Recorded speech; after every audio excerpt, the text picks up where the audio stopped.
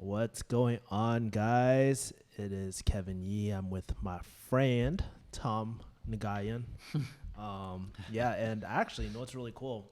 I'm actually shooting this in Texas, in Dallas.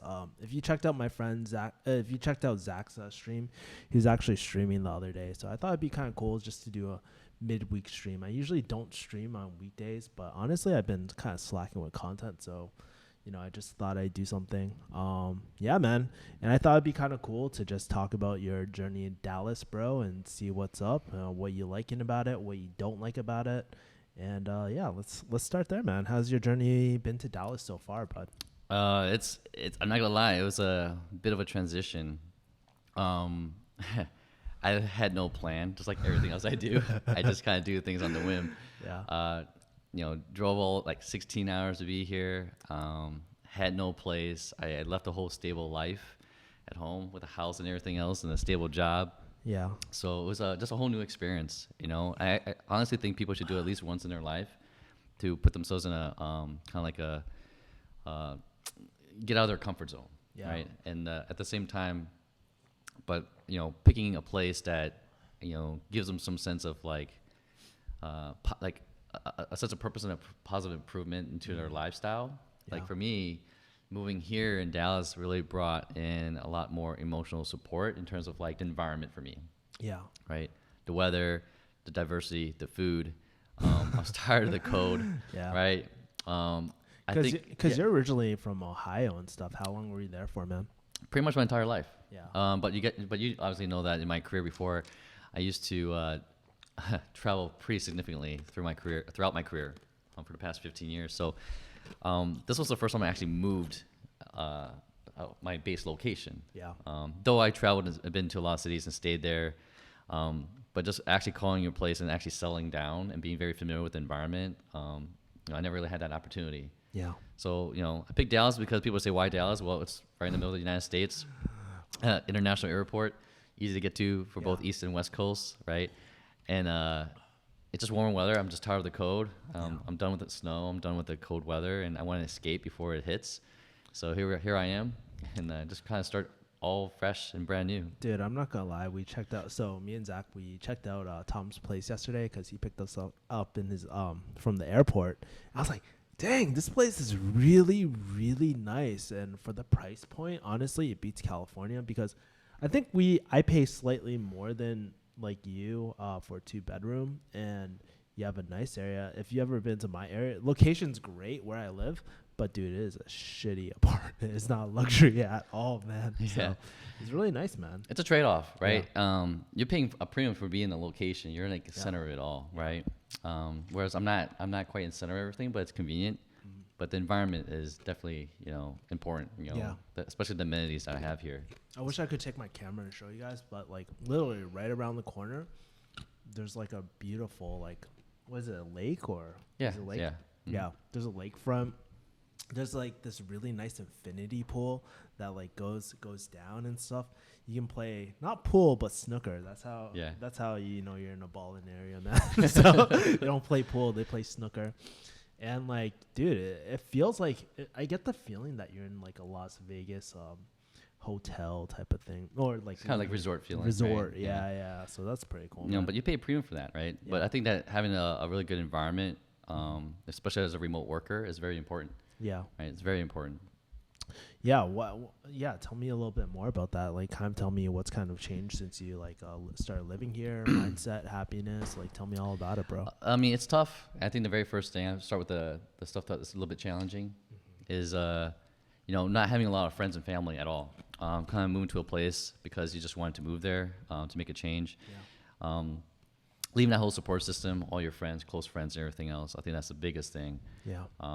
Leaving my home, and you're so used to having your complete private space, your own garage. I work on cars and everything else, right? So that's always been a big challenge for me to like give that up. You're not gonna work on cars out here, bro. No, it's hot as way hell. too Like, yeah. But honestly, I can live without that. Yeah. Right. For me, I'm far more happier being here, because it's all about the environment, and the light, the sunlight, and everything else. Just having the daylight be able to open the windows, and it just changes your mood, right? Yeah. Do you ever? And I'm sorry. No, yeah. Go I ahead. think the biggest thing for me is the fact that as a remote worker, when you're working by yourself or you're always at home, is the option that you don't feel like you're cooped up in the place. You can have the option to step outside, Yeah. go to the clubhouse, go to the pool, take a walk, and it's all nearby. I think that's the biggest thing is you have an option to get away, Yeah. but not too far away where, you can just come back and continue your day. So Yeah. it's really nice. No, and I was just thinking, like, as you're talking about all the benefits of this life and your new life, man, out here, like, kind of contrast it. What was your old life like? I mean, I've heard this story 1,000 times, but, like, a lot of people don't listen to this, don't really have the context, right? What was your previous like compared to this, man? Yeah, it's I live a life of, it's not very like a vanilla lifestyle.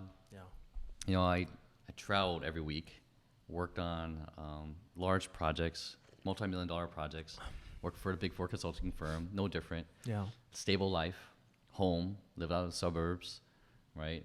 And then once I left that career of that stability and then went to this world of just kind of like, I want to say instability, but unpredictable, that's when you kind of like, realize that that life that I lived before wasn't really the life that I thought I wanted. And then now I'm just pursuing that, the fact that, hey, I'm just going to do whatever I want to do, what makes me feel good, what I want to live here, so I live here. I want to go do X, Y, Z, I would just go do it. And so it's more about the feel, right, versus trying to be so settled in and thought that was the lifestyle I wanted, but I was actually living a different lifestyle. I was actually living my family's lifestyle. If you kind of think about it, we've all been there, right? It's all been there, like where we get influenced by our families and parents. What did your parents want you to do, man? Stable job, typical, go to Obviously school, not get a doctor. stable job. Yeah. You didn't go down that route, but yeah. But they just want you to be successful, right? They just want you to be like, oh, get a job, go to school, get good grades, get a job, stable life, the whole American dream, buy a house, You got that. All of it, That's the yeah. crazy thing. You had that life. You had the house. You had the stable job that was making a lot of money, dude. And you kind of left that, man. Yeah, it's crazy. It's kind of like letting go all of that and really starting anew, fresh start, and just doing things that I just enjoy doing. That really just helps with the mood. So Yeah. Looks like we got a comment right here. Since we can ask anything, hold on, let me pin this. And this is cool. Since we can ask anything, have you ever experienced that a change in lifestyle always seemed to be connected to food that you eat as well, or is it just me? that's a great question. It's funny. I personally, you can probably talk about it, but I personally have a very unique eating lifestyle before. I barely ate. Dude, it's like involuntary intermittent fasting. I have. I think it is tied to it because that lifestyle, you think about it, that lifestyle is all about, I'll be lucky to eat. Yeah. I something quick, Yeah. or I had to force myself to meal prep or Yeah. grab a bag of mixed nuts or whatever to survive through the day. I'll be just very lucky to eat. Yeah. Nowadays, I have more control over that, and then I just eat healthier. I just eat whatever I want, but healthier. I'm more mindful about it. You're more mindful with your fitness and your training and your exercise, right? Before I didn't have that option. Yeah. So I think it is tied to your lifestyle, Yeah. right, to some degree, because it's all about how much time you have in the day. If you're working really long hours and the only thing left open is fast food, you know what I mean? Yeah. Or if you don't have time to cook, Yeah. I do think it does affect it. Yeah, absolutely, man. I remember the days when I used to be like at a retail pharmacy, like 3-letter pharmacy. And I remember just feeling like, dude, stuck in a pharmacy because we couldn't like really go out. And this was before Postmates. Postmates, Uber Eats didn't exist back then. So we had to like literally starve ourselves or look up things for delivery if we could eat like at all. And even like your food choices are so much limited when you're on a job, right? Like it's something that sometimes like I'm always so thank you for the like, by the way, smash the like button so this video gets spread out to the YouTube algorithms. Anyway, shameless plug over. No, I think sometimes we forget like, our food choices are so limited when we're at work, and we can just be more mindful of what we're eating and eat fresh food like that is warm, not fucking cold as shit like that. Those are great benefits, man. And definitely like I feel like like you can eat more mindfully and eat like better as well, so Yeah. yeah. one like, one hype, says Joachim with a smiley face and shit. But anyways, back to what you're saying, man. I think like starting anew again, starting this life in Dallas. Do you feel like excited starting anew, or do you feel like kind of like I'm taking multiple steps backwards, like in my life right now? That's a combination of both, right? I mean, coming from someone who has never moved, like I never moved. The last time I ever moved was for college. Yeah. Right, and that was a big milestone transition to move away from your family or your College, parents. bro. That is a long time for you. I know, That's I a know, long I know. time. Yeah. But it's funny because I never found the need to move because I've had the opportunity, fortunately, to explore and travel to a lot of different cities outside the country too, and get to experience it. But never really settle it down. Like coming back, it was just felt like home. Yeah. So by moving here is like a whole new experience. It's refreshing. Yeah. Right, and I think that's it just gives me a different perspective of what it's like to have that experience. Yeah. But yeah, so I think it's good. I think it's hard because I felt like I left a lot behind because I wish I did this a lot sooner when I was younger. Yeah. You know, to do that, but so caught up in the line of work that really just never had the thought of, oh, this is something that I should experience. Yeah. Yeah, man. That's kind of cool. So you feel kind of both ways about that and stuff as well. Yeah, it's a positive thing. The way I look at it, and I think I mentioned in my one video, is if you're comfortable, you're not growing, right? And it's a personal preference. If you feel like you're kind of stuck, you're not really going anywhere with your life, maybe it's just your environment. Maybe that's the first step, is just change your environment. Yeah. And by moving here, I really felt like I was growing. Yeah. It forces me to meet a lot of new people. Yeah. Explore. It actually keeps my mind in check, that it puts me in this place of resourcefulness. Yeah. Oh, I have to figure out my way around the city again. You know what I mean? It's like very unfamiliar territory. Yeah. And get my grounds settled, right? And so it just forces you to get out there nowadays. Yeah, and what's really cool about this lifestyle that we're kind of in right now, like, yeah, we're painting the rosy picture, but also, like, I feel like we haven't been in this world that long. We've only been kind of like remote lifestyle for maybe the last year or so. Is that right? Yeah, for me, it's been 17 months. 17 months. So you probably did longer, right? A little bit longer, but I mean, in general, like, we haven't been in it that long, and I feel like the opportunities are it's flooding open. Like, we're getting all these different opportunities now, and I was like, damn, where were these opportunities a year ago, man? It's very true that it's all about momentum. Yeah. Right?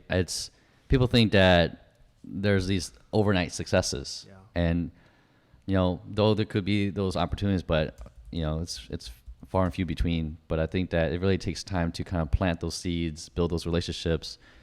It does take time, and then eventually you build that momentum, and then all of a sudden, these things just start coming down our way. Yeah. So. Yeah. Jake J says, "Are you where you want to be right now?" You know what's funny? The way I would answer that question is, I was told that you are supposed to be where you're at now. Yeah. Right. Yeah. Whether you like it or not, it's where you're supposed to be. As long as you're moving forward. I tell you what, though, I'm a lot happier mentally and psychologically better because I enjoy the lifestyle. I'm redesigning my lifestyle the way I want it to. Yeah. And I'm in more control of it. There's a few pieces of my life that I need to, control better, or start to create more stability in. But for the most part, if I had to compare my life compared to 17 months ago, I am mentally and physically in better shape. Yeah. And thanks for a like, by the way. And I think, like, one thing that I'm kind of learning too, like, especially taking a huge financial hit for myself, like going back to zero and just try and build myself up. I feel like, honestly, after going through this experience so far, after all this time, I'm almost starting to feel like, not recession proof, but like being a lot more resourceful at figuring out like myself financially, and having, actually, that is true financial confidence when you're able to convey value and add value to people and get paid for services and stuff. I feel like a lot more confident than I used to, rather than looking for a job. Oh no, what happens when your job you get let go from your job, So I don't know. Yeah. it does definitely keep you on your toes because you're constantly thinking about how to build wealth, to build opportunities, the next big thing. You're always constantly thinking and growing, right? You don't get stagnant. And I think the coolest thing is like we're finding out like what we're really, really good at that we always kind of knew deep down inside. Like for me, I'm more of a relationship type of person. I'm like that Italian guy, like, yo, I got a guy, you know, I got a guy for this, I got a guy for that. For yourself, I feel like, you know, really you fell into kind of like the back end type of processes, building teams, leadership, consulting is especially like more on a smaller scale. Like, yeah, used to do big corporations and stuff, but now you've tested it through smaller corporations and stuff like that, right? Yeah. So, yeah. Jake J says, good to hear. I'm happy for you. Jake J also says independent. Have you introduced him to Dan Lok YouTube channel? No, it's a funny story. That's actually how we met. We met through that course, and that's actually how me and Tom got connected. It was actually pretty cool, man. Like, remember the first time we tried connecting, like our internet connection was so shitty, and it dropped off. And I forgot how we connected, maybe Facebook or something like that. But that was my first time talking to him, and I never knew what like. I heard he was like, I was a consultant, but if you're like me in healthcare, you don't know what a consultant is. You're just like, what do you consult on? Do you get that question a lot? Like, no, it's just general consulting. It's such a general term. I really hate that term because it's so generic. But if you're to rebrand it, what would you name it? I think you have to just be more specific what you're consulting on, right? You have to kind of follow it up saying, I'm an IT consultant or I'm a financial consultant. You know, it had to be more specific than just saying I'm a consultant. Yeah, I'm a scam consultant. Yeah, it's really funny. I met Kevin through that program, but I was literally just taking it for fun. It's just because I just want to learn. I want to see what this high income skill is. And, you know, it's kind of funny. I came from a very different position when it came to that type of program. Yeah, it was funny, man. I mean, like for myself, it was kind of like I took that program because I wanted to learn, but also like I didn't know what it was, to be honest with you. You can even ask Matt Tran if you guys ever want to verify what Engineer Truth, man. Like I didn't even know what high ticket closing was. I was just like, hey, Matt believes in it. Why don't I just go into it? You know? So yeah. Let's see. Hendrik R says, maybe you can give me advice. Shoot your question in the Q&A. That's what an AMA is, bro. Joachim is spamming the chat. What is consulting? And he also has a ghost emoji, bro, like spamming the chat. That's funny. Yeah, but I guess like so Hendrik says, how do you know what you specialize / focus in? I'm currently in a position and I have all these options and interests. Man, this is so funny because we were actually talking about this earlier, man. Like, I think we were talking about it last night. We were like, dude, I feel like I'm in the same situation as Tom where it's like we have so many different interests. We're good at a lot of things, but it's really trying to figure out what to focus on. I don't know. Why don't you try to answer that question, I guess, right? I mean, it's a good question, but he said, I'm currently in the position, right? Yeah. Trying to figure it out. So, I mean, to be specialized in it, it's more like at the end of the day, what problem are you trying to solve? Yeah. And are you good at it? Yeah. Right? What do people come to you for advice all the time? And, you know, it's one of those things where, like, for example, I used to do car detailing, right? So anytime when everyone gets hit or dinged or whatever, I know how to do surface repair and everything else. And then I specialize in that space where I don't just make the car look good. I actually learn a certain technique to know how to do surface repair, right? And so you specialize in it and people know that you fix it. So it's just word of mouth or people, right? And so it's just one simple example. You know, and consulting is like that too. There's people who they solve a specific problem. So if you kind of think about what you want to specialize or focus in, you know, really it's all about, we've talked about this. Don't just create a product or service and then try to find your clients. It's more about what are people asking for to fix, right? Or what problems they have. And if you're that guy with a solution, that's where you put your attention in. So yeah. And I think I've learned that a lot from like you, man, like really focusing on like really focusing on what problem to solve. I mean, really, that's what entrepreneurship is in a nutshell. Or when you offer a product or service or anything like that, you're really solving a problem.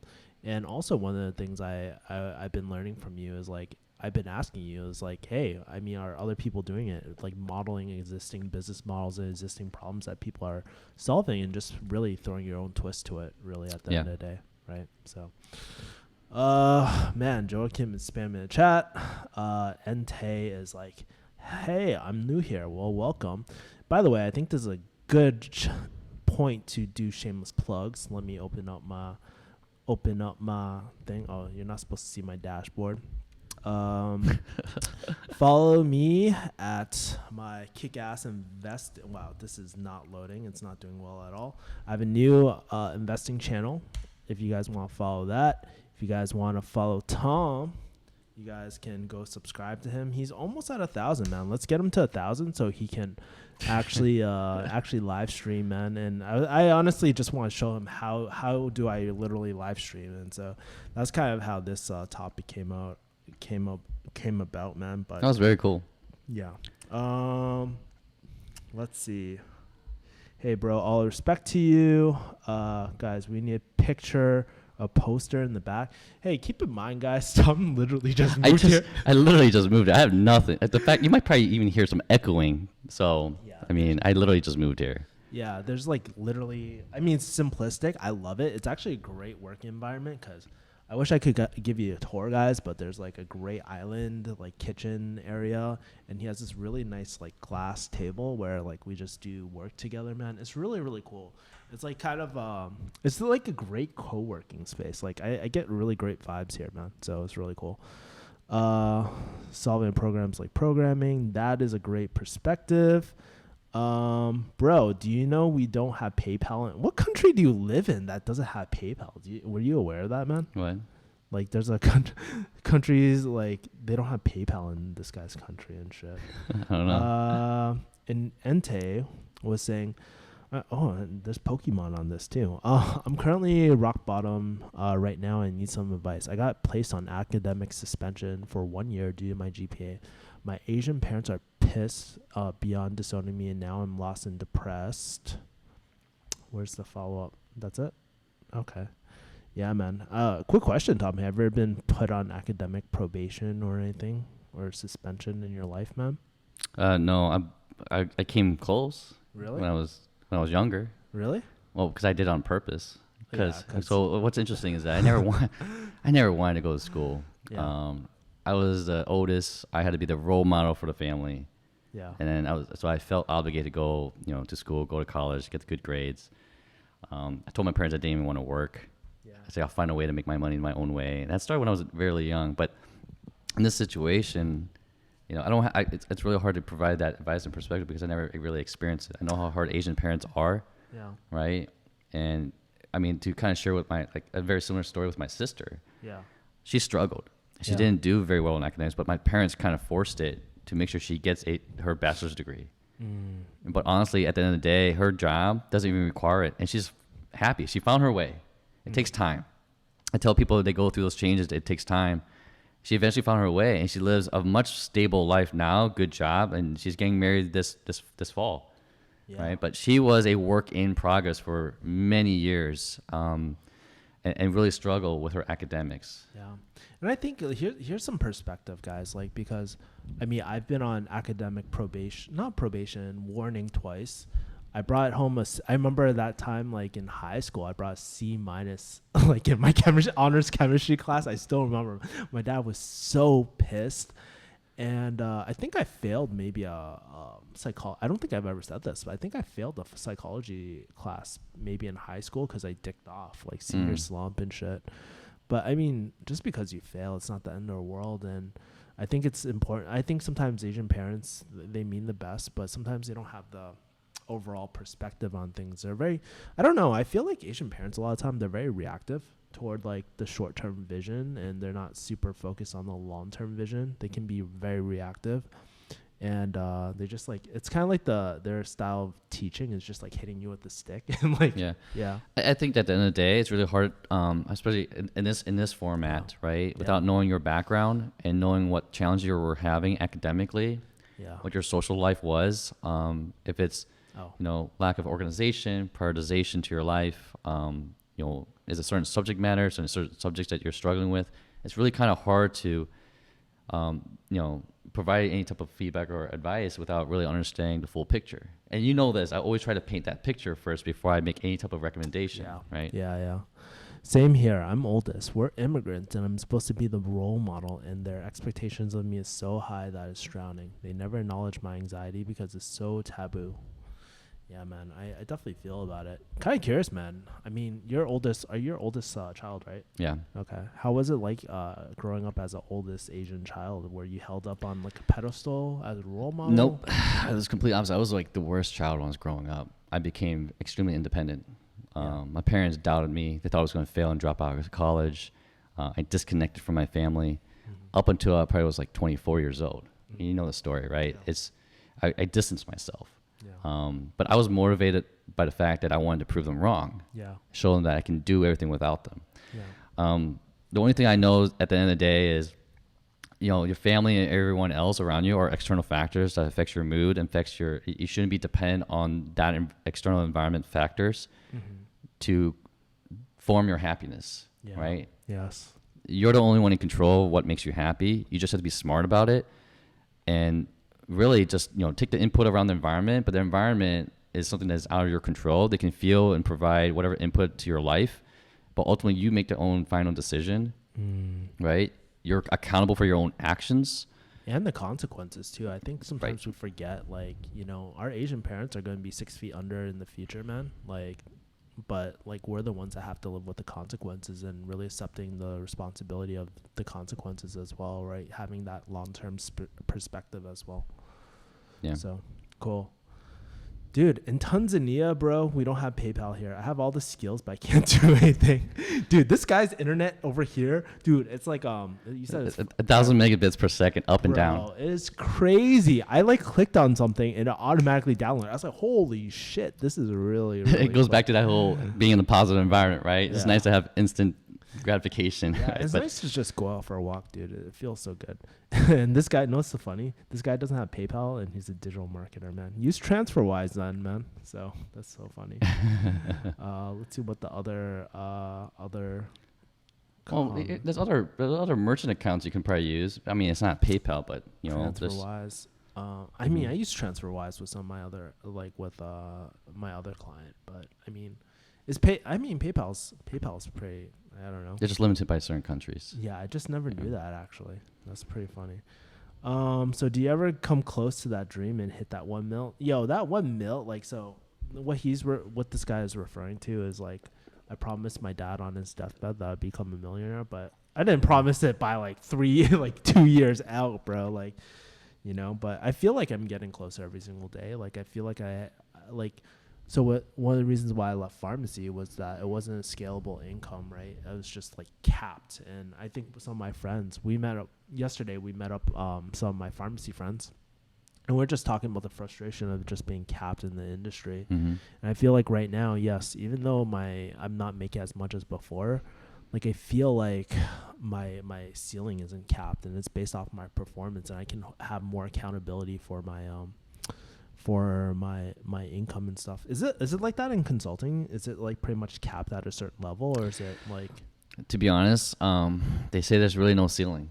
Really? You will burn out before you hit that cap. Yeah, that's crazy. Mm-hmm. Okay.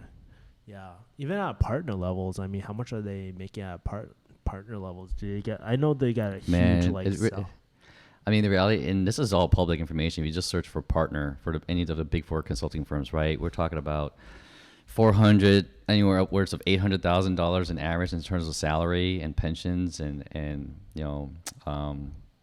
what you call profit sharing, right? Yeah. It all depends what kind of consulting firm you're part of. Management consulting firm, they pay a lot more, right? You talk about the big four, or even the tier 1 consulting firms like McKinsey, Yeah. Bain, right? Dude, ECG. I just looked up partner salary, and it says across the big four firms like EY and stuff, 650 to Yep. 850K per year. But you gotta understand, the amount of accountability and amount of investment of your time and work over those years is a huge chunk of your life. Yeah. People don't realize it. Like, it doesn't just come to you. It's Yeah. the responsibilities come along with it. Yeah. And people are literally dying at your job before, like in your positions before. Yeah, people sacrifice. Yeah. It's crazy. But look at investment banking. Just kind of curious. An average investment banker, they probably make a lot more in a short period of time. Yeah. Most people, like, how long do they stay in investment banking usually? I had a friend who stayed in 3 years, but if he stayed to 5, like, it's easy to go anywhere between 3 years to 5. From what I was told, that you could hit your $1 million easy. You could just hit your retirement number really quick in investment banking. Like, we're talking about real investment bankers. I'm not talking about what's a real and fake investment banker? No, when you're working for a private equity or any type of the bigger firms, right? Goldman Sachs of the world, everything else. I'm not talking about like you working at a Chase branch and you're an investment banker, right? That's not the same. Yeah. Let's go through some more of the questions, guys. Let's see. What do you think about the live streaming so far, man? Do you think it's kind of cool, like that you can have this interaction? I think it's really cool to interact. Yeah. I'm all new to this stuff, so it's really cool to kind of experience this type of format. I wonder if those promises are even worth it. What promises? I don't know what you're referring to. And plus, we're behind on comments. Oh. I know your story because I'm a fan of this, so this is not new to me. Oh, yeah, I'm really behind. I was talking about my dad. Okay. I just applied to pharmacy assistant. Oh, my God. Pharmacy technician. But I don't know if I'll get hired since I don't have a certificate, but I've also heard that they train people on the job. You definitely don't need a degree or tech school for that. Maybe for hyperinflation. Yeah, if you go to Zimbabwe, you can. Or like, hey, we got Zach in the back, bro. What do you think about the Netherlands? I don't really know, man. It's all right. I've never been there. Anyways, let's close out the comments. Dude, look at this guy, bro. How are you liking video bomber? How are you liking Texas, Zach? Well, the camera's so clear. Whoa. I know, because I got high quality shit. Hey, How you liking Texas, bro? Texas is awesome. Yeah, I was talking. Can't wait to get barbecue. I know, that's the one thing I wanted. Like yesterday, we were like, let's Yeah. grab banchan. I was like, that's cool, but yo, barbecue is where it's at. Zach is so cool, guys. Wait, whose account is this? Is this Tom's? No, Right. I'm learning. That's Yeah. my Oh. experience. He hasn't hit the threshold. That's why we got to subscribe to Tom's channel. Shameless plug again. Do I have it up? Yeah, Tom's channel, Lessons Unlocked, right here. Guys, thanks for a like. Make sure to... Dude, we're so close to get... Let me refresh this page. I wonder if anybody subscribed on this stream. So it's at 9:52. I don't know. It's for fun, man. And now it's still at 9:52. No one subscribed. Sorry, man. I'm doing the best, No man. big deal, man. I'm doing the best, man. You guys are the heavy hitters. Yeah. So Why I'm just doing it for Chinese fun. People say bad word a lot. bad word a lot. I don't know. I don't know, man. Yeah, but yeah, man. I mean, like I guess like moving to like, what are the biggest differences between like Ohio and being in Dallas? Because Ohio's pretty like rural and country and stuff, right? Honestly, it's just a bigger city. Yeah. It's still I mean, everyone out here lives in their own neighborhood, right? Yeah. It's less green here. Just more diversity, more food, man. That's all it comes down to. It's warmer, It's just Yeah. no state income tax. Yeah. Other than I guess. Cool. Oh man. Joachim's like, can you give us real life advice? I feel like Joachim's a troll, bro. Hey, quick question, man. Speaking about trolls, how are dealing with trolls on your channel, man? Like I just ignore them. It's stupid. Yeah, That's the thing. Was It's it really waste of hard my- at first? No, it wasn't. Because I've always been the type like I just don't care. Yeah. Yeah. It just I don't know. There's just bigger things to worry about, Yeah. in my opinion. This is funny.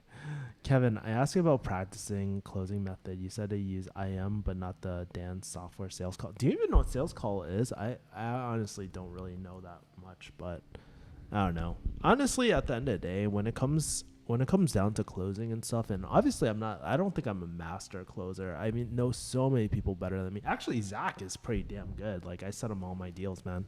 But really at the end of the day, role play and like real life are completely different. Did you ever find that the case, man? What the Real life versus like role plays on like role plays? I was never really fond of it. It gives you a good idea. Like, but if you really role play with actual experts, yeah, right, it makes a difference. yeah. And then you can never ever take away from real life calls and experiences in general. That's learning on the job. Yeah, OJT on the is OTJ. OTJ. Dyslexia. OJ, bro. No, but like seriously, I feel like role play is just good to kind of like set the frame, set the agenda, setting the positioning yourself. But I think after that, it's kind of like it's tough because you're not like emotionally invested. It's not the same feel, man, because it's not real. So, But you know what's good about it? Yeah. If you're not comfortable talking to people or Yeah. talking to strangers, the role play is really good for that, Yeah. right? Yeah, because it's no different when you try role play, say interviewing. 'Cause when Yeah. I used to coach interviewing case studies for my company, right, Yeah. and have students role play, it actually Yeah. gets them comfortable and know how things are being run and how Yeah. to really properly position themselves in conversations and how to kind of articulate their answers. So I mean, it does help you with that. And it does help you with like responses to like objections if you want to drill. Like I think that's great. Mhm. Like asking the same question and just drilling different ways to handle it and stuff. I think that's all good. But man, I feel like part of it too, like honestly, sometimes like there's certain days where I feel super confident. I never get nervous talking to anyone. There's other days where I just feel hella nervous, but I think it just goes away. Like over time, it happens less and less. I don't think it ever goes away, but Yeah. that's like my experience as a closer, I guess. It's like definitely get real play, get real life experience as soon as you can. I think that's the most important thing, man. Yeah. That's cool. You're getting a lot of engagement on the I comments. know people are like actually engaging, which is awesome. Buzz TN, it was nice seeing you, man. I'll see you later, man. Do you know internet troll comes from trolling and not Lord of the Ring troll? Oh, the more you know, man. No, I'm not really a troll. I'm really active. Thanks, man. I was just kidding about it, man. Can you explain how to close a deal, dude? I don't even know, bro. Like honestly, Where to like, start? dude, do you have like 12 weeks, guys? Do you have like half a year? Because it literally. Like I'm not. I think I'm okay, but like really like the best closers in the world, they have years and years of experience, man. It's really like there's so many components to it. If there's like one spot, maybe, but man, like really at the end of the day, it's just coming to a close is just coming to an agreement, right? If anything, we've done a lot of training. There's really three main things, right? If you have to wrap it all up, right? Okay. We talked about this. This is where the upsell comes. This is where the course comes. No, but what are those three main things? Right. There's obviously strategy techniques. You can learn this all. But you had the Jordan Belforts of the world and Grant Cardone, and you have, down like whatever. But when it comes down to it, think about why people even buy something from you or use your services, right? Either they trust you, they trust your product, or they trust your brand, right? If you don't have any one of those three things, no one's going to buy, right? Like think about why you buy things or why you use certain services and why you're willing to pay a premium service or premium price for something, Yeah. right? Or solving a specific problem. They have to be emotionally invested in it. We're human beings. We're emotional buyers. Yeah. And then, that's just how it is. But the thing is, though, it's more about the technique and really just sitting down and be a better listener, right? Yes. That's what it comes down to. Yeah, and I think like those three things, right? Trust in product, trust in brand, trust in yourself, the person that they're speaking to. It all comes down to one key contingency, that the fulfillment is always there. That's what keeps them, right? Yeah. Closing the deals is getting them in the door. Yeah. Fulfillment is what keeps them and coming back. And you nurture those relationships because you kind of have to figure out the balance between, customer acquisition, how many you want to get, Yeah. and how many you just want to maintain and keep, because those are your returning customers, repeat, because obviously they like your product and services. You want them to return. It's no different from a brick and mortar store, Yeah. right? Obviously you want to keep acquiring new customers, but those are always the most expensive and takes more effort to acquire or Yeah. to retain and to keep. Yeah. But I Right. think that's a huge thing that like is really important for me because I don't know. I could never sell a scam. That's like, it's really like I could never do it. But like having that conviction, knowing that your fulfillment is on point and that you're one of the best in the world, that you deliver on clients, it just increases your conviction and the way you speak and how passionately you speak about certain things as well. So Yeah. I think that's a huge thing. Dan Locke has a training call now too. I can't spell. What the fuck? I can't read that shit. Trolling is a method of phishing. Da da da da. Let's look for it. Thanks, guys. Says Annie Lynn. Yeah, you're welcome. I don't know any of this. Dan Locke has a topic on this already. Yeah, I don't know, man. I think like, and I'll tell you this: if you guys are Dan Locke, if you guys like recently graduated from Dan Locke and stuff, like Dan Locke is great, man. I owe like, trust me, if anybody would pitch me like, hey, you're going to do sales and you're going to quit your pharmacy job, I would have said, fuck no. Like, but he did such a great job of inoculating me in the area. But I think the key thing is to always stay open to just learning like different things, trying out different things as well. Like, I always say, like, Jordan has great stuff. Chris Voss, Never Split the Difference is a great book, great resource as well. The learning doesn't stop there. There's a bunch of great closers, and I think, like, by learning things and by trying new things, it's like you eventually find your own closing style that is your own system that works for you. Because I guarantee you, I cannot take everything that Dan Locke says and implement it, because that's Dan's style or Jordan Belfort's style. You know what I mean? So, yeah. Let's see. I don't even know what's happening over like this chat session is like a shit show. I don't even know. Big Dan Locke fan. That's why I'm here. Yeah, Dan Locke is great, man. I think like I said, he provided me a great foundation, or a starting foundation just to hold a sales call, I guess, right? Kevin, you are super cool, says Annie Lynn. Thank you. Remember, subscribe to both of them. Thanks, Joachim. You got your own salespeople right over there, bro. I appreciate it. Yeah. Really cool. Dude, we got troll comments. I got What was highlight. We got troll comments, bro. This is awesome. Troll comments? Yeah, I'll highlight this one just because I think it's funny, man. My underwear always have caca stains after I do caca. Oh my god. So this is classic YouTube. It's so funny, man. Such a broad audience. It's such a new world for me, right? Yeah. Coming from corporate, because we're not even allowed. I mean, I just started just to do it for fun. I wanted to learn, right? Yeah. And pick something to talk about that I was learning at the time. But this whole thing is so eye opening and so new, because I you know me, I don't watch media, right? Yeah. Like Yeah. YouTube's probably the only form of media if I even have the time before, and just to learn all this stuff, and like, you know, it's really cool to learn. Yeah. I've been so behind times. Yeah, and it's just like it's just interesting because like when you're in the professional world for a long time, it's just like you deal with, I don't know, I'm not saying you put up a front, but it's different. The way you interact with people is just different, and I feel like the world of YouTube is just a great opportunity to just respond to comments and respond to people more organically and more like casually and more like real, I guess. You know what I mean?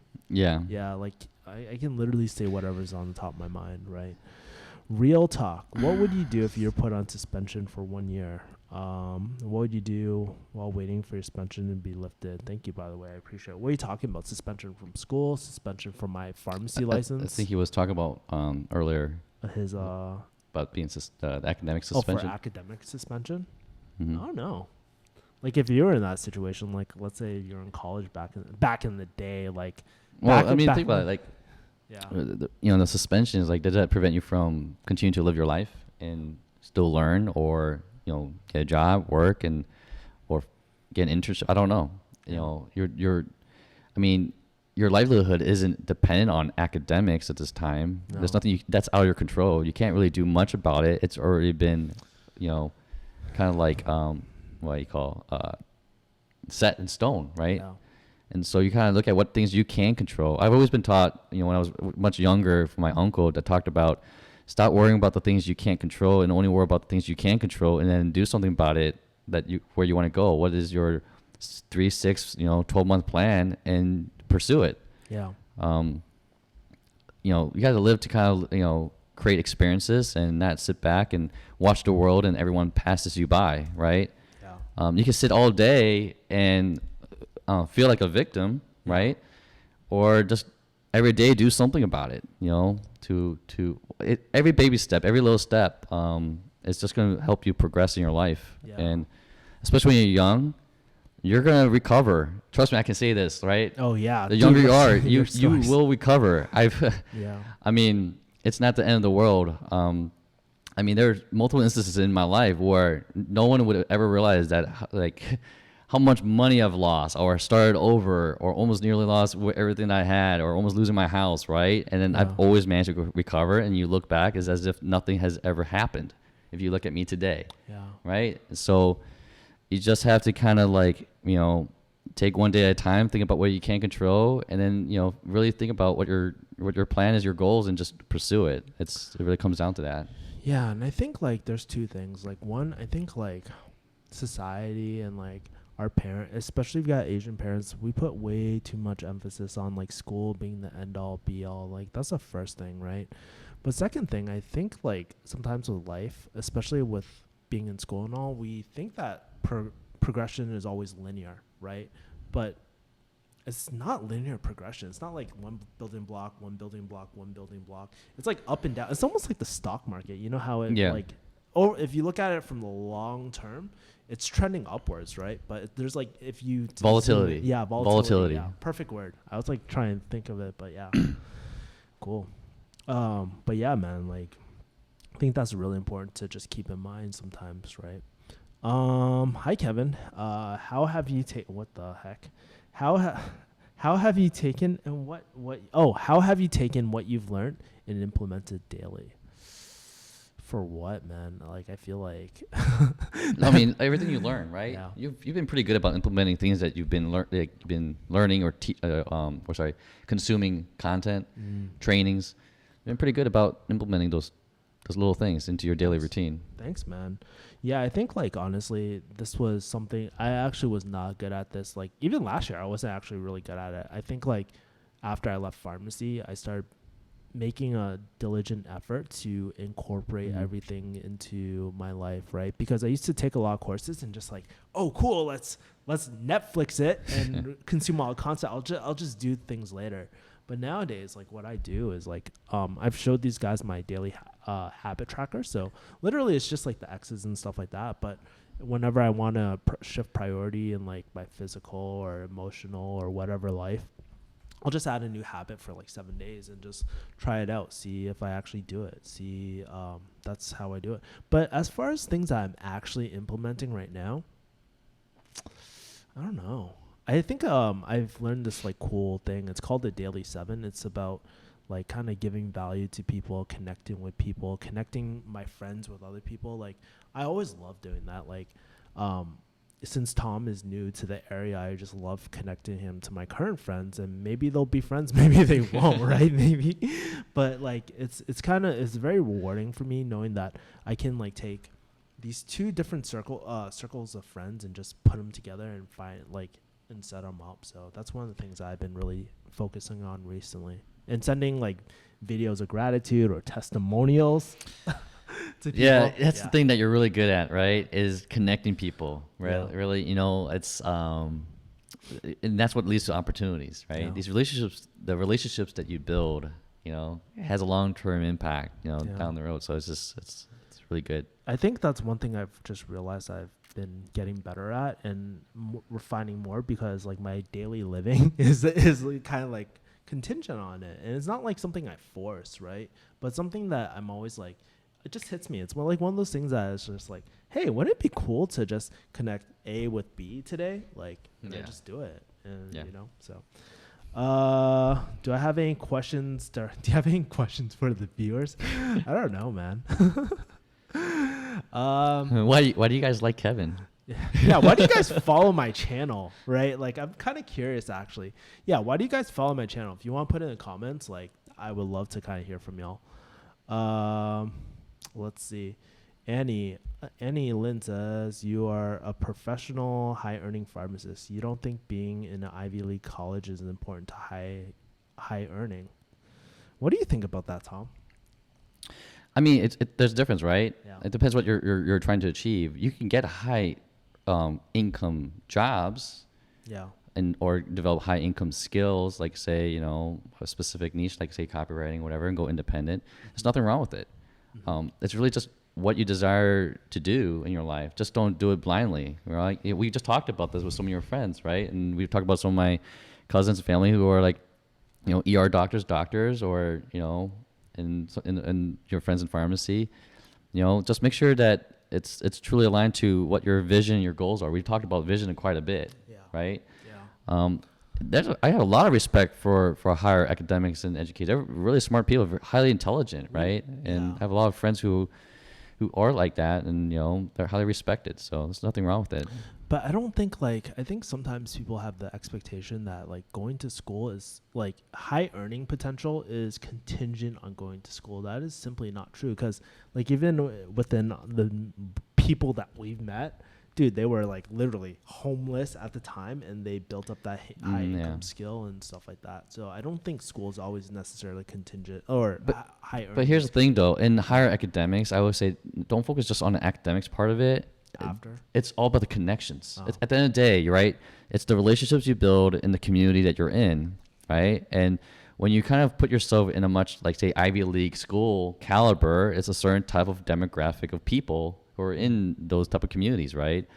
And so it's just one of those things that take advantage of putting yourself out there, connect with people, connect with other students or staff members, or you go to job fairs or opportunities. It's all about connecting. That's how you build those relationships, and you build those opportunities that come to you, right? Especially job fairs. It's the ones that struggles where they just focus strictly on academics, and then they don't go out, right? They don't go out to network. They don't go to job fairs, and they expect a job to land on their lap when they have zero work experience. But they're a 4.0 student or 4.5, whatever. You know what I mean? It's because I know this because I do recruiting for, exactly. And I would take someone who has a 3.2 GPA that has a lot of work experience, well connected. They know a lot of the people. They did a good job of connecting recruiters and other staff members in the company. They've done their job. And over someone who strictly has zero experience with a 4.0 GPA. It just means you're very good at applying what you learn, but it doesn't mean that you have real life work experience, right? Yeah. So it's a careful balance. So it's kind of you definitely value real life experience. Well, being well rounded. Yeah. At the end of the day, right? Yeah.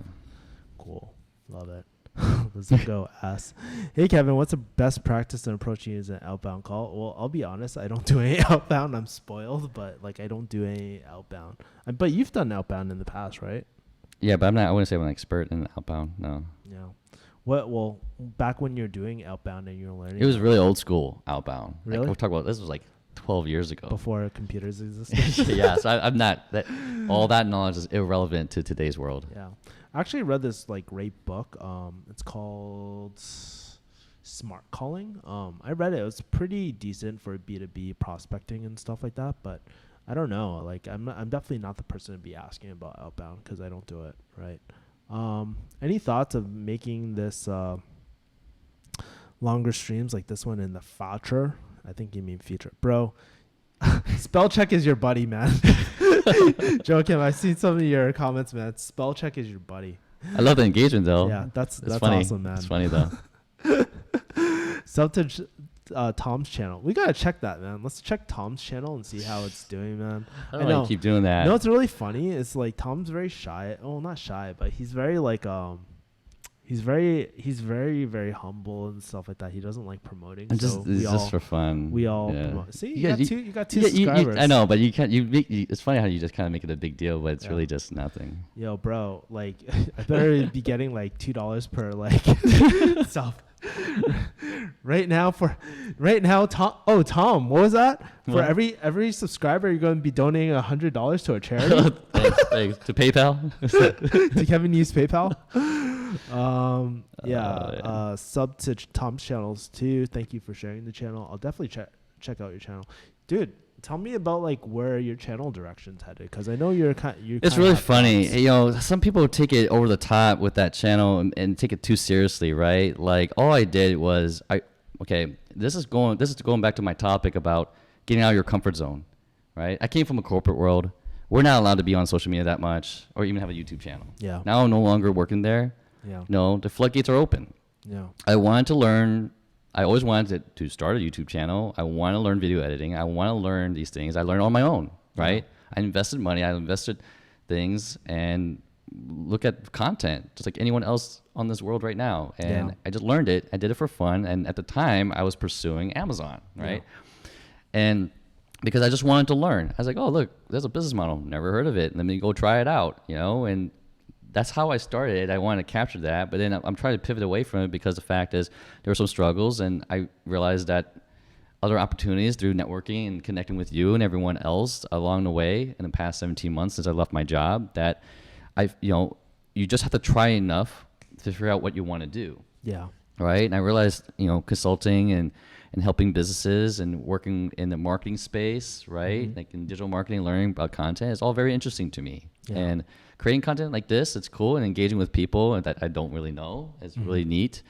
Again, I came from that world, right? That I didn't have that much exposure. So I try to practice what I preach. When I used to tell a lot of the students when I used to do recruiting, when they come to me saying, I don't know what to do, is consulting right? I was like, what have you tried? Yeah. Right? Have you tried enough? So all I've been doing is I just been trying a lot of things, and I just been sharing it, and that was pretty much it. And so I'm trying to, just capturing that journey for me of sharing my personal lessons, and it's all learning experience. Yeah, I think it's cool because some of your recent videos are like less Amazon based, like you're just saying starting over and leaving, and which is really great, man. And I think like one of the great things about you, Tom, is that you have crazy stories, like being a pool. Like I would never expected that you're a pool shark and all these other things. I'll save it for later. But man, it's like, dude, you're such a great like storyteller, and like you have great life advice. I feel like a lot of people just go to you just for life advice, man. Everybody asks you everything, man. So. Yeah, man. Oh, I got people actually responded about what? Why they follow my channel. Awesome, let's read it. All right, because of your great bald head. Dude, keep it shiny. Thanks, bro. I follow your channel because you're a friend of Zach. Well, thank you, Zach. I hope he's not on a call, but and your calm voice, heart face. I found Kevin's channel through his video "Why I Quit Pharmacy." Oh, cool. I will check out Tom's channel, says Annie Lynn. Yes, give me to link. I think I still have the link copy paste. Yeah, I think that's Tom's channel if you want. I've been spamming it over and over again. Tom, you got a question, Tom? You can answer this, and I'm going to use the restroom really quick. So, Tom, when you left your corporate job, what would you say to your audience if he or she wants to leave a job? Should they ask at least 6 months of rent? At least, what is a rational way of... Dude, we were talking about this last month. Oh, man. I'll be right back. Yeah. And so, honestly, without knowing too much about everyone's personal situation, if I had to do it all over again, I say that really understand, your liquid assets, right?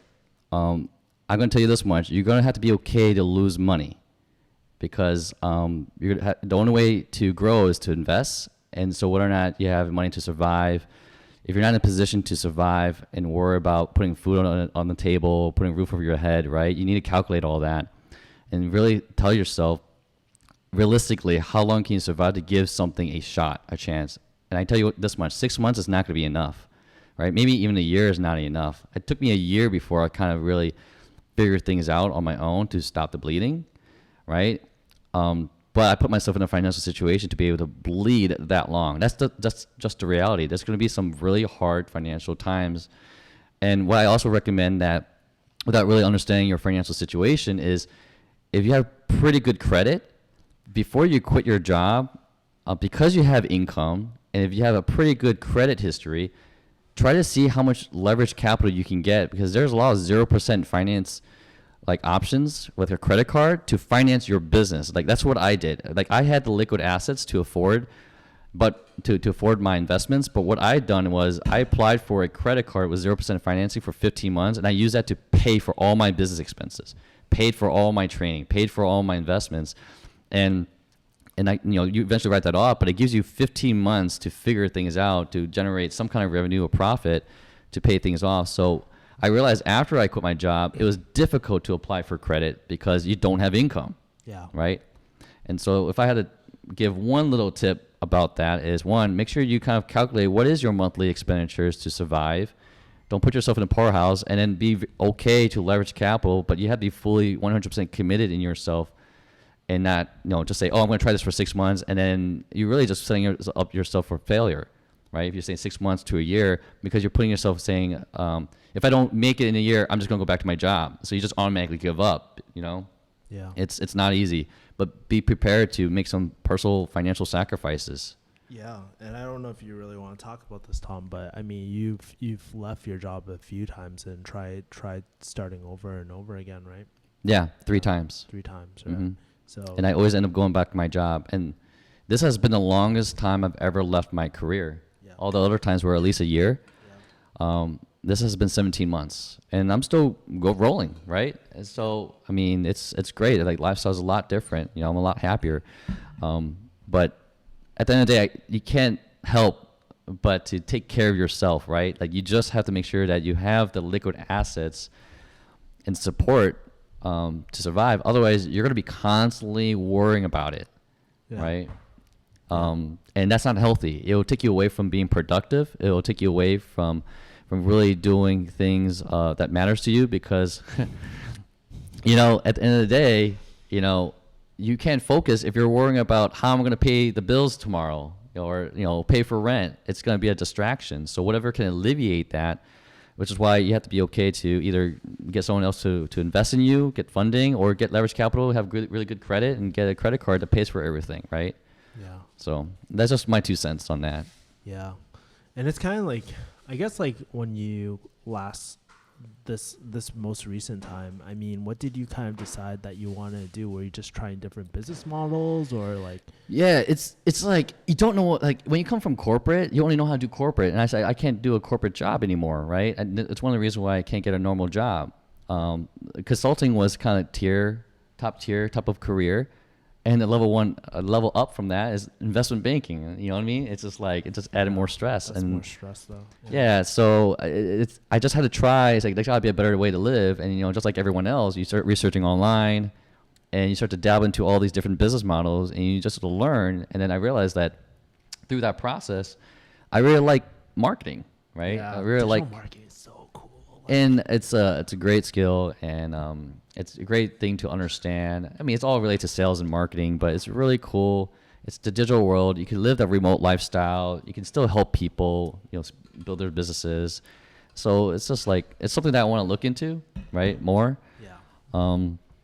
And really just, provide, freelance consulting in that Yeah. space. So, You know what's really cool about it, though? Like, man, the other day I was like researching YouTube channels and stuff, just looking for content. I was like, dang, like I could never fathom that people can actually watch, like you actually can make money just watching YouTube videos and doing research. Like, I would never thought that like a few years ago, but now like having the skill to be able to watch YouTube videos and monetize off of that, man, that it blows my mind every single time. Like, Yeah. the world we live in, man.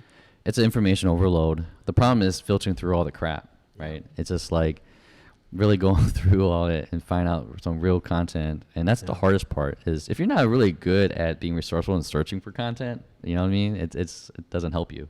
Yeah, and I would say the hardest part too is like not the information. So many people are so fixated about the information, but Mhm. it's really the implementation of information and learning from it, because that is the best teacher. Like, honestly, you could read every single book. It's kind of like how I put it. It's kind of like you can read every single book about riding a bike, but until you get on a bike and fall on your ass, you're never going to really learn. Yeah, or you learn so many different strategies, or you Yeah. followed so many different mentors. Just pick one, because you're going to get so many different opinions. There's no right or wrong answer. Yeah. Just remember what the final destination you're trying to achieve, right? And as long as you get the desired results, if you have someone that has the desired results that you're looking for, Yeah. then just stick with it and then play it out, and then you'll learn along the way. If Yeah. it doesn't work out for you, try another one. It's Yeah. It's like what's that, Scrum? Like, I was reading this book called Scrum, And I sent you some screenshots of it. Like, I was like, hey, Tom, this is you. You always talk about this, right? Like that waterfall method, the agile method, and all that sort of stuff. But one thing that they were really saying was just like, hey, implement and then adapt later. Like, it's this constant cycle rather than having everything perfectly planned. So this is interesting. Is your mind even blown by the fact that you guys are in contact with total strangers and that there's basically a new global subculture that unites us all?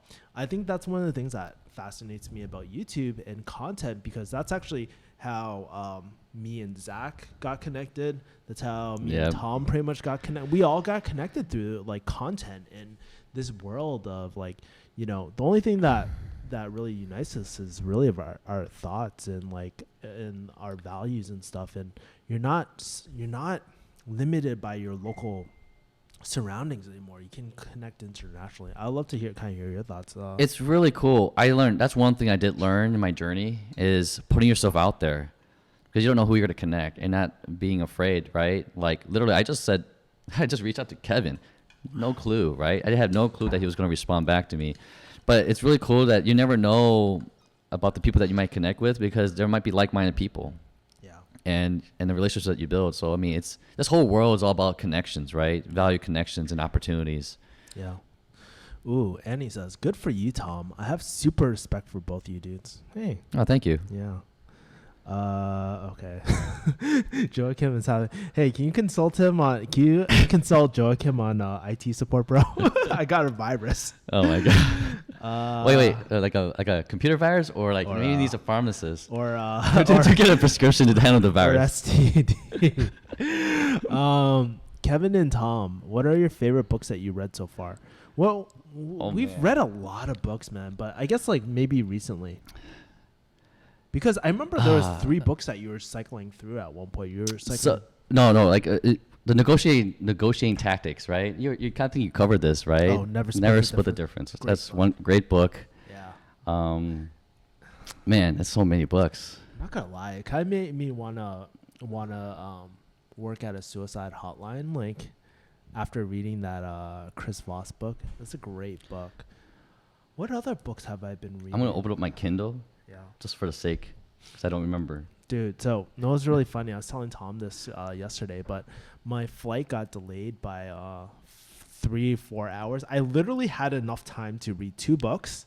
Like I read Scrum, I read this book on smart calling, like outbound calling, and I took like a high ticket program course all in that time, and I took a nap. Yeah. That's productivity right there. But what are some of your books? Okay, so now I remember the 1-page marketing plan. Ooh, that's a great book. Great book. Solid. If you want to learn everything about like marketing in general, and also applies to digital marketing, it's a very comprehensive book. Yeah. It's a great reference book to have in your on your bookcase or whatever it is, and you just reference it. Do you know Alan Dibb's actually Australian? No, I didn't. Yeah, dude. I heard him speak. I was like, what the heck? That was crazy. Yeah. Obviously, The Go Giver. Go Giver is a great solid story. Yeah. And then I always tell this to a lot of my new consultants when I used to hire them, is the new 1-minute manager. Ooh, yeah, I have that on my bookcase. I never read it, though. It's when you get to the point where you start to be in a position of leadership. Yeah. You know how to effectively manage a team. It's a really great book. It's really easy to read and really easy to apply. In fact, it's really funny because I read that book long time ago, but it became who I am, every single part of it, because you practice it in real life. And it just becomes part of your leadership style. That's good. So I want to actually pick it up, because it's like one of those. It's like an old. It's pretty. It's an older one. Yeah. There's a new one. They call it the new 1-minute manager. Yeah. You know, it's an updated version of it. They have like a training, because I was like listening to this high ticket program, and they're talking about like licensing, and like, you know how Tony Robbins has his coaches and he licensed that out. 1-minute manager also has that same like business model and stuff too. Do they ever use that in corporate at all? Like, I don't know, but that's what I recommend the reading to a lot of my new consultants that work for me. But yeah, those are my most recent books. Yeah. That I enjoy. Yeah. Hey Zach, do you have any good books that you've been reading recently? Yeah. Let me see. Wait, they can't even see me. They can't even see you, man. grab Tom's mic. Yeah. This is like this I'm being is demoted poor, here. This is poor life, bro. If you want to read a great book on selling, read Spin Selling. If you haven't Ooh, read that that's yet, good. okay. Situation. Honestly, when it comes to this is such. I need to get a setup like this. Is so crystal clear. I'm doing this. I'm stealing this setup. Yeah, there's that. I mean, Way of the Wolf is. I'm a sales guy through and through. So, Werewolf. Way of the Wolf is a good book on sales. And then, gee, what else is there? I mean, there's all those generic titles, but The Holy Bible. yeah, Holy Bible's good. Read the New Testament. It'll teach you how to treat people like you want to be treated, and that's a whole nother thing. So Spin Selling's good. I think there's another book that is really good, but I haven't read it yet, and it's Blue Ocean Strategy. Oh, And yeah. that is for high-level stuff. If Yeah. you're a business-type person and you want to give yourself the opportunity to go out there and create abundance, that's another thing. You know, it's just another thing to read. And then here's another thing, too. If you guys don't actually read this, I started reading some of this stuff. I've been following Sam Ovens for a while. Read things like Warren Buffett's letters to shareholders, Jeff Bezos' letters to shareholders. Yeah. Because believe it or not, if you want to learn how to create longevity, innovation, and really Gotcha. create something that's long term, that's how you do it. Like read what these people write to their shareholders, to their staff, and everything. Same thing with Bill Gates. Like it's not going to be generic. It's not going to be what you're used to. And there's something about an autobiographical approach to the minds of these people that's really, really helpful. Not just a lot of that recycled garbage that you get from typical self-help books. Like the best type of education is when you can listen. We had a really good conversation earlier with somebody that we respect in business who's brought us a long way. And hearing people's experiences and how it connects the dots with your life is actually the best way to learn, because other than that, everything else is theory. So it has to be applicable, it has to come from them. And when you can find the same kind of comparisons in your own life, then you're really going to make leaps and strides. That's why people always advocate for mentorship. But if you can't get mentorship, get into the minds of these people and see how it relates to you, right? Solid. So it's not just like, this is how you sell. It's like, well, what am I going to do with this? I can't, you know. Yeah, I'm actually I have these two classic books on my bookshelf that I'm trying to read right now. One is Charlie's Almanac. It's like Charlie Munger and his like I don't know if it's autobiography. I have it on my bookshelf. I haven't read it. And also like a classic copywriting book is I'm reading Breakthrough Advertising by Eugene Schwartz. It's really hard to find because it's like literally 300, 500. You're looking for it, right? It was almost like $1,000, Zach, right? For Breakthrough. Yeah, if you want to buy original, I actually have an original one, but it's a lot of fucking money. So for a book, it's not like a course or anything like that. Kevin Yee, oh yeah. How much do you think you'll clear this year for income for the both of you? I don't know if Tom wants to talk about that, but You know me, I don't really like talk about Yeah. finances and revenues. yeah, I don't know, man. Like honestly, across my like 2 offers. Let's see. Let me calculate it. I don't know. I'm like, I always think about it monthly. Like, so roughly with all the offers I'm on, probably like, I mean, last month I did maybe about like,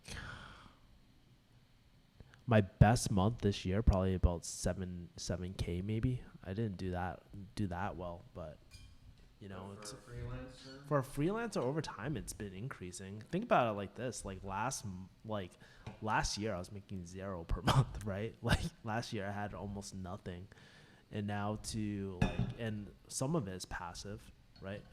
So I don't know. That's how much I'm making per month on average right now.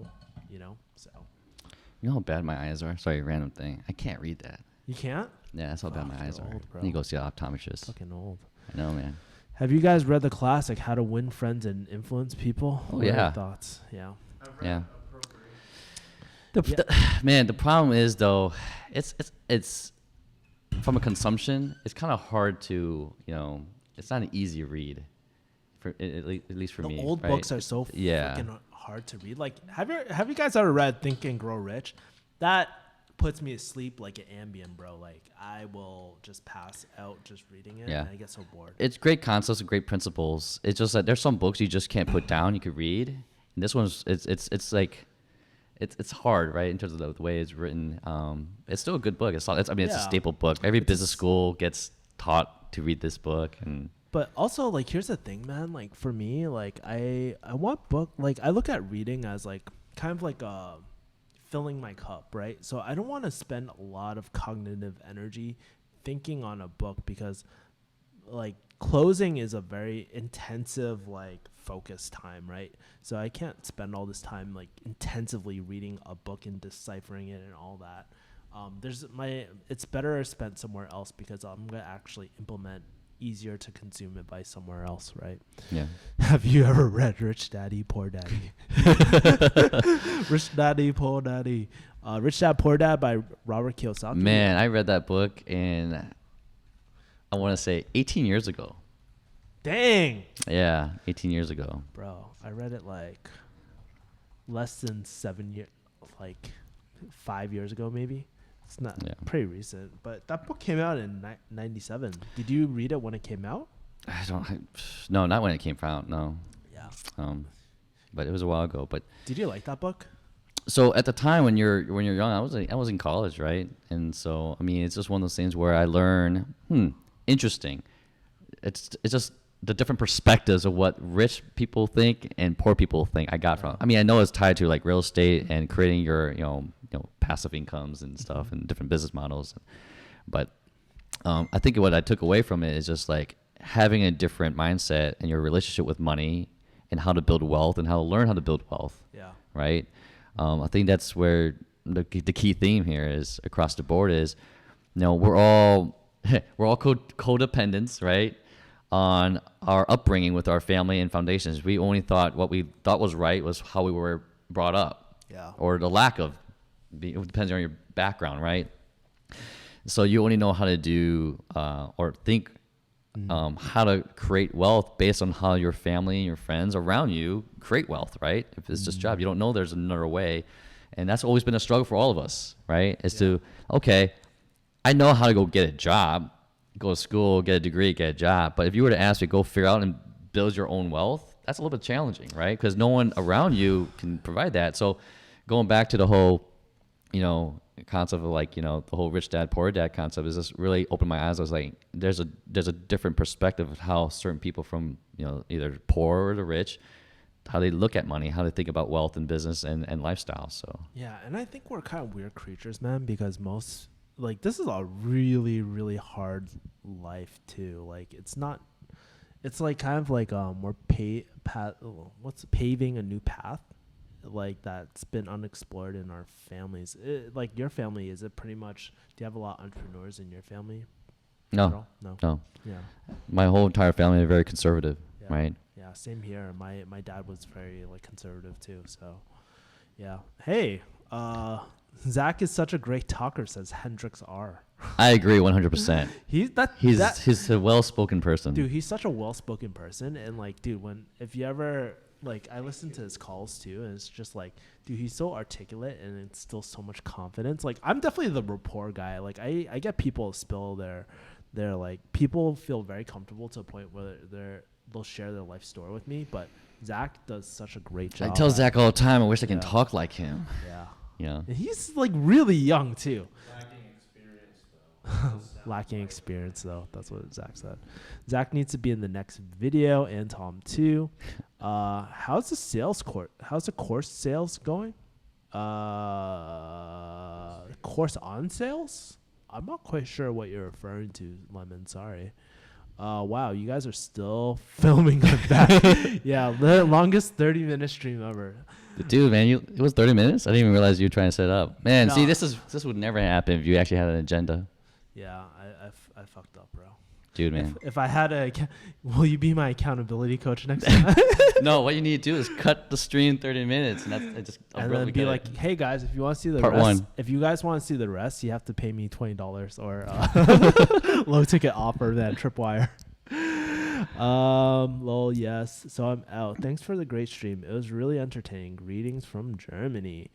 Hey man, it was great having you, Hendrix. Like, hope to see you again on my next stream. Yo, Alex, what's going on?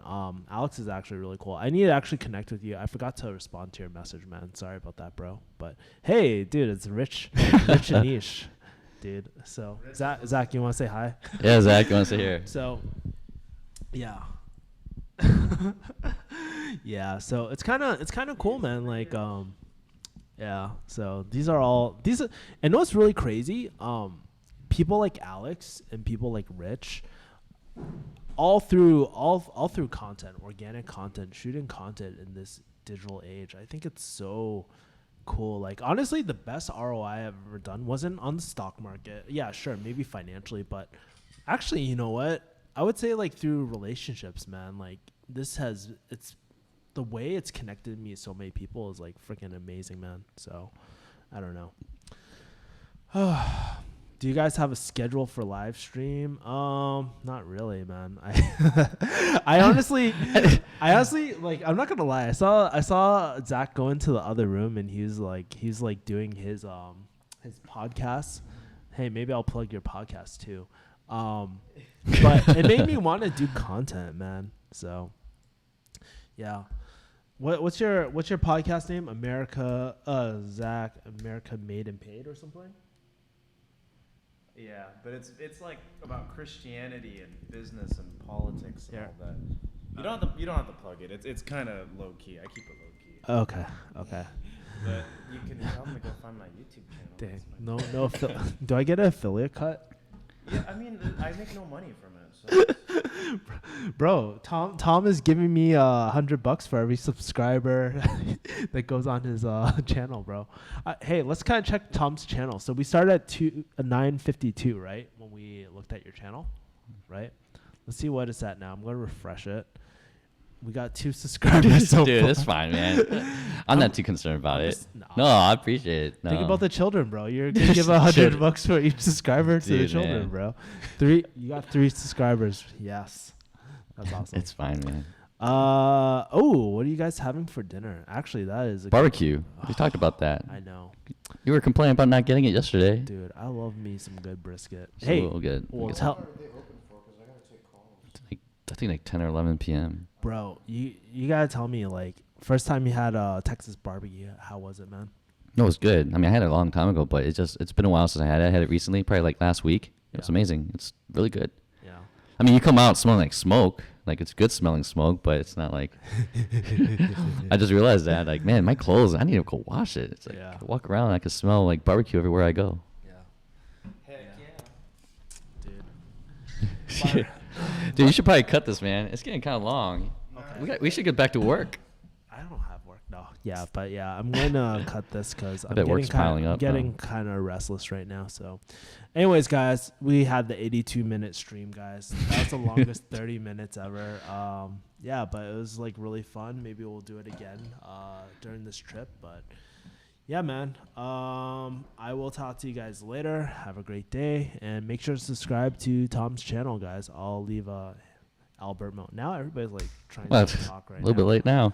Yeah, but After 81 minutes. make sure to subscribe to Tom's channel. I plugged it in there in the comments. We'll talk to you guys later. Take care, guys. Peace. All right, later.